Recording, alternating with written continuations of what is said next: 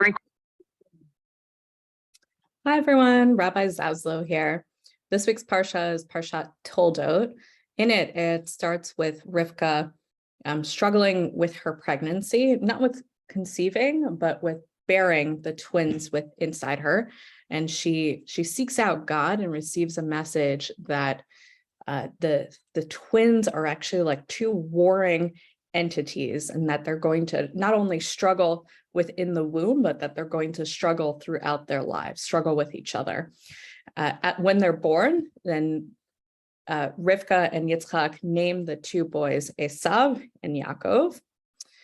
And that kind of prophecy is true. We see that the two boys do not get along, and Yaakov steals or buys the birthright, buys the firstborn blessing off of Esav.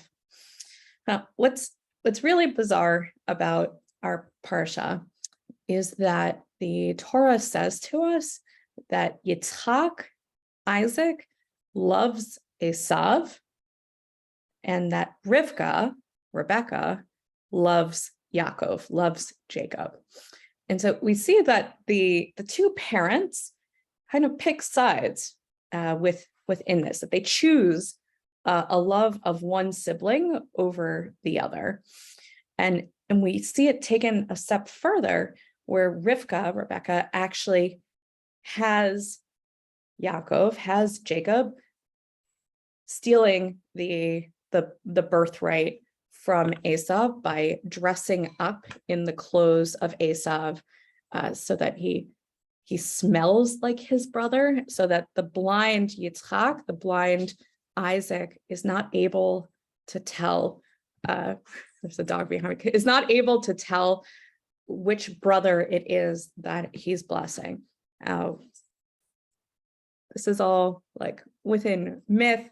I have blind friends. I'm sure many of us know people who are blind.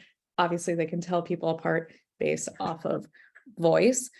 But the commentators, they raise up this question of how could it be that both our foremothers and our forefathers act in such a way, both where the parents choose a side and choose a child to love more than the other, and that the brothers like don't seek to work out their differences. Instead, they really make their divisions wider and wider, right? Including lying to each other. So no one comes off in a super favorable light within our Parsha.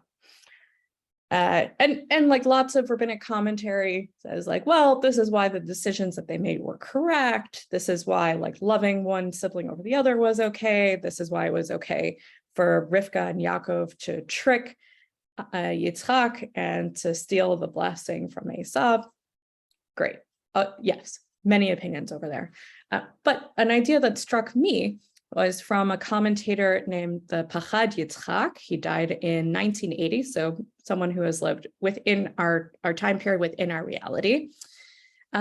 He wrote that it's really important for us like regular people, to see our heroes struggle and to see them make bad decisions. So he wrote this in a book about education. He said, and I'll quote from him directly.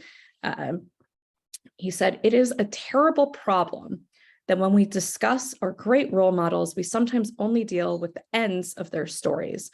We talk about their accomplishments and what they perfected, but we tend to skip over the ways that they struggled. The result of this is that when young people have a lot of spirit and ambition and sometimes stumble along the way, they might believe that they cannot be planted in the house of God, because they know that they're not perfect, but they think that their role models are. Of course, it is that everybody makes mistakes and fails sometimes." So, end quote from the Pachad Yitzchak. The Pachad Yitzchak is saying that the Torah wants to be transparent with us about the struggles of the imahot and avot. The Torah wants to be transparent with us about the struggles of our forefathers and foremothers. So we know that they're not perfect, that they've made a couple of bad or rough decisions along the way of their great lives, and that even amongst those, moments of not correct choices, that they still are the role models that we look up to. They still are the spiritual ancestors of the Jewish people, and that we get to carry a little bit of them with us every day. So our blessing for this week is that even when we struggle, even when we look back at our choices and we're not totally pleased with them, may we realize that we are all still planted within the house of God, that we are all still God's children, and that we're all capable of doing great, wondrous, and kind things. Shabbat Shalom.